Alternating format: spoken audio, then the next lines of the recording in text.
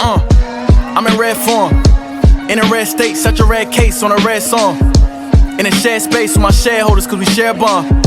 Spiritual healthcare, that's real self-care, you won't care for. I got my Mets hat on to the back. Y'all already know where we going with the stats. Any artist that's talking garbage and try to curse us, y'all follow a wave and do whatever's current. I follow his ways, I know my turn is coming. Welcome to New York Giants Full Access. What's going on YouTube, Instagram, Twitter, all platforms? Welcome to another episode of New York Giants Full Access with your boy Big Pat Sports Talk. Hit that like and subscribe button and welcome to another episode. So today we're going to get into a little bit more DJ talk.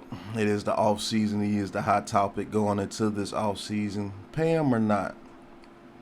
And so there are a lot of Giants fans that say, hey, look, we give Daniel Jones this money, we're not going to be able to build this team. We're going to regret paying him. We're not going to be able to build this team if we pay him. We're not going to be able to move forward and progress if we sign Daniel Jones. He's mediocre. He sucks. He only threw for 15 touchdowns at 3,000 yards. He's this, he's that. He's terrible. And so when you turn around and ask those same people, so who do we get? Who do we get? And nobody is ever answering that question legitly. They don't have a plan. They don't come up with anything that's good for I don't get, they don't come up with anything. So I don't understand what they're gonna do with their plan to replace Daniel Jones, and I'm dumbfounded on how you replace Daniel Jones as well. So I don't get it. So I'm gonna look into a couple of things and see what happens if you don't bring back Daniel Jones. What do we do? Now, the main thing people always say, oh, you draft a quarterback, draft Anthony Richardson. So let's go into Anthony Richardson today. We're going to talk about Anthony Richardson. He's going to come in and he's going to save the Giants franchise. We're going to get rid of the wicked witch of the NFC East, Daniel Jones. Hey, we're good. We're all right. Giants finally got rid of that bum. So let's look at Anthony Richardson. Let's pull up some facts, some actual factual. Shout out to the chosen one. So he finished the season with 2,549 yards, a 53.8 completion percentage, 17 touchdowns and 9 interceptions. Was sacked 14 times with a QBR of 70.6.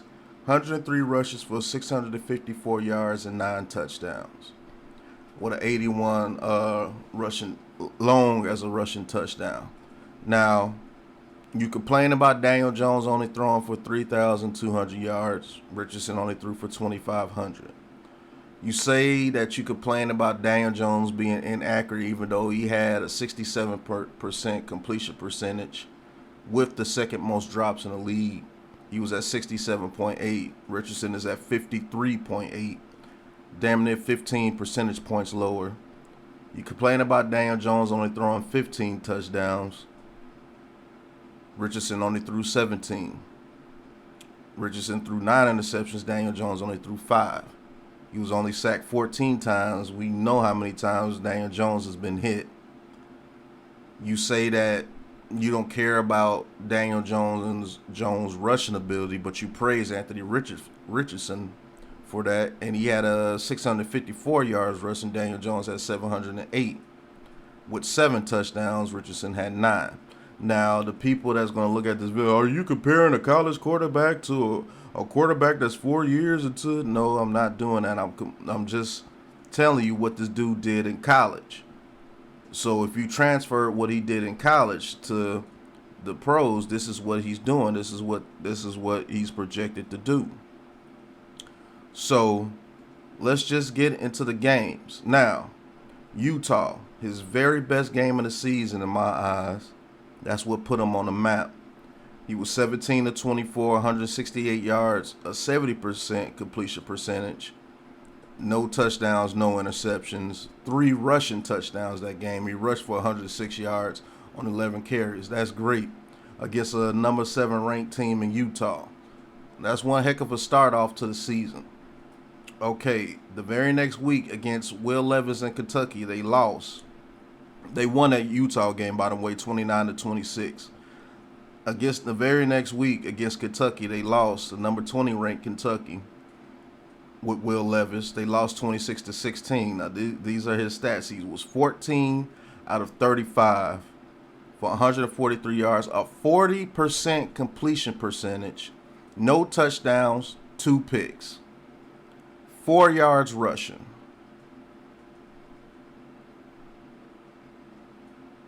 Now, is that an elite quarterback in college? When the competition steps up, because you know the SEC, the competition steps up.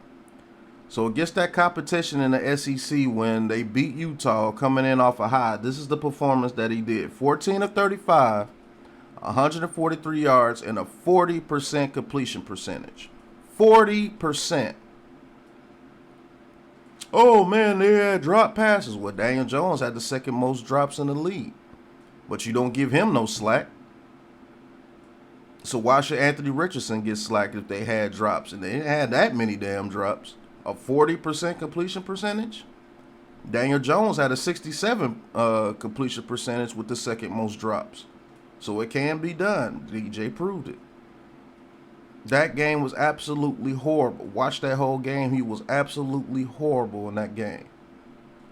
Okay, against South Florida. Competition lowers. He goes 10 to 18 for 112 yards. No touchdowns, 2 interceptions. 24 yards rushing. So through his first 3 games, he threw for no touchdowns and 4 interceptions through his first 3 games. And his completion percentage was 55.6 against South Florida. Okay, the competition jumps up again against Tennessee. He had a little bit better of a game. 24 for 44, 453, 54.5 completion percentage, 2 touchdowns, 1 pick, and he rushed for 2 touchdowns. One of his better games of the season. They lost 38 to 33. Now, I can sit here and pick apart this game and what he did, but he played fairly well in this game. But his completion percentage was still only 54.5, but he did throw for 453. Good game against Tennessee. Okay, this when people were still on the bandwagon. Okay, against Eastern, what was that? Eastern Washington. 8 completions out of 10 attempts, 240, 2 touchdowns, 1 pick. Ran for 45 yards, 1 attempt. Eastern Washington, you should destroy them. He still he had an 80% completion percentage. He only had to throw the ball 10 times. They won that game. Against Missouri, 8 completions again out of 14 attempts. Only 66 yards in this game. 1 touchdown, 1 pick.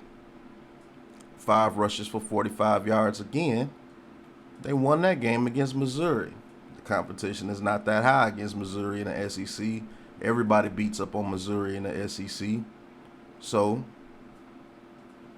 and a 57.1 completion percentage. Was that a dominant game? No, he only had to throw the ball 24 times in 2 games. All right.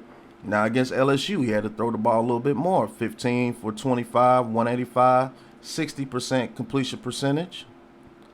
1 touchdown, no picks, 9 rushes for 109 yards and 1 touchdown. Pretty good game. They still lost 45 to 35. Their defense was terrible in that game. He played fairly well. Not going to bash him for that game. So out of the first 1, 2, 3, 4, 5, 6, 7 games, he played fairly well in Utah, Tennessee, LSU. So 3 out of the first 7 games he threw for 6 touchdowns, 7 interceptions. And he had a completion percentage above 63 out of those 7 games. Now, against Georgia, national champs, lost 42-20.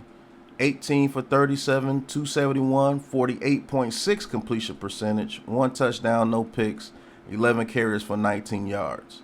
We all know what Georgia's about, but this is the moniker. This is like his Eagles. He got blew out against Georgia. Daniel Jones got blew out against the Eagles. Threw for 271. Didn't even have a 50% completion percentage in that game, and was sacked 3 times. Is that dominating? Is that playing up to par with your competition when you have less talent? I don't think so.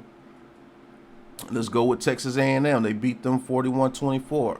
17 completions, 28 attempts, 200 yards, 60% completion percentage, 2 touchdowns, no interceptions. Cool. Beat Texas A&M. Ran for 2 more touchdowns. Hell of a game. Good game. South Carolina beat them 38-6. 11 completions out of 23 attempts, 47.8 completion percentage, only 112 yards, 2 touchdowns, no picks, 1 rushing touchdown, 96 yards. South Carolina, don't know what they was doing that game. That was probably the only game I didn't see them play. But let's just say that was a good game, even though he threw for under 50%. Lost to Vanderbilt, threw for 400 yards in that game. 59.5 completion percentage, 3 touchdowns, 1 pick, 25 yards rushing. Lost to Florida State, 45-38, only 9 completions out of 27 attempts, 198 yards. Threw for 3 touchdowns, 1 pick, ran for 41 yards. So, out of all the games he played, he had about 6 good games, and in those games he was very inaccurate. So, if you replace Daniel Jones with Anthony Richardson, you really think he's going to come in here and destroy the league? Like, be honest with yourself. Take the media hype, take all the stuff that they say about him in the media, and really translate his game to the Giants. You know what he's going to do very well? He's going to be able to get out the pocket very well. He's going to be able to run that ball, and you're going to have very similar things to what DJ could do as far as running the ball, but passing the ball is going to be night and day. It's going to be night and day when it comes to passing the ball. Could he develop into something? Who knows? But when I watch Florida, I watch a kid that knows how to manipulate things with his eyes pretty well, because he just does that naturally. But if you bring him in, let's say we have to trade up to number 10 to get him, because I know he's not going to go to number 25.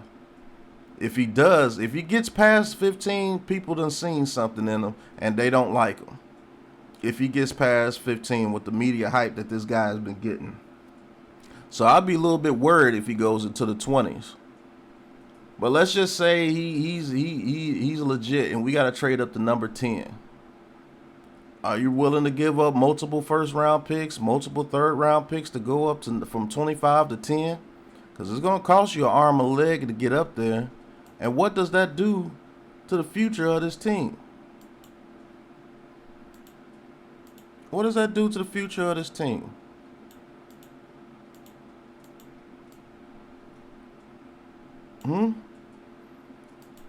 Now, I'm actually looking into Anthony Richardson to see exactly what he can bring to the team. But none of you guys who say that you could just replace Daniel Jones with anybody, none of you guys are even looking into what he does. And that's just me going off stats. Now, I can sit here and do a film review and show you a lot of things that he does pretty good. And I can show you a lot of things that he does pretty damn bad. Do I think he's ready? No, I think he's in the same situation that I thought Malik Willis was in. He needs to go lower in the draft to a team that could stash him for a year or two, and then bring him out and let's see what he can do after we get him trained up to be an actual quarterback in the NFL. A lot of you guys just want to throw him out there because of his athleticism, and you're going to get him killed. Same thing Florida did. They weren't teaching that boy how to play quarterback over there at Florida. They were just telling him, get out there and be athletic. But guess what? When you get to the NFL, there's a lot of athletic dudes out there that can catch you. So that was just one instance of a guy that people are talking about, Anthony Richardson, as being the main guy. Now, I could go and do a film session on Anthony Richardson. What I probably will do, I'll probably do that live. But come on, man. Our quarterback took us to the damn playoffs and won a playoff game with this roster. And you don't think that he can elevate his play even more if you put some pieces around him? Do you dislike that man that much? You got to start thinking about things. When he played higher level of competition, his play literally came down for the most part. Is he an extraordinary athlete? Yes. Does he have some pretty good traits? Yes. But if that dude falls below 20, that means these GMs saw something that they didn't like. Same thing with Malik Willis and those boys. They all fell to the third round because they all saw something they didn't like. But, hey, you get your elite traits. You get your animal athleticism. And you get your rookie contract, rookie wage scale contract. Because everything revolves around the rookie contract. Okay, I got you. But that was just a little bit of information on one of the quarterbacks that these guys love that replaced Daniel Jones with, because nobody will ever answer that question. Who do you replace Daniel Jones with? So I guess I'll do the work for you. Since you don't want to put in the work. You want to make the statements, but you don't never want to put in the work. So I'll do it for you. That was Anthony Richardson. That's what he brings to the table. That's what he did against competition in the SEC. And that's what he did. So let's see how it plays out. I believe Daniel Jones will get his contract. He will be the quarterback of the Giants for at least the next 2 years. And we'll see where we go. But thank you guys for tuning in. This has been a what if the Giants do not bring back Daniel Jones. They get rid of the bum. And one of the things that people want to happen the most is Anthony Richardson. So I just read off what he did against his competition in college. And it's not like he was super impressive. Was he horrible? No. But he wasn't as impressive as people are trying to make him out to be because you want to get rid of Daniel Jones. But it is what it is. Thank you guys for watching. Hit that like and subscribe button. Hit that big blue join button if you want to join the big blue crew and talk your talk with Big Pat Sports Talk. And until the next episode, you know what it is, man. Peace. This is a Big Blue Crew production.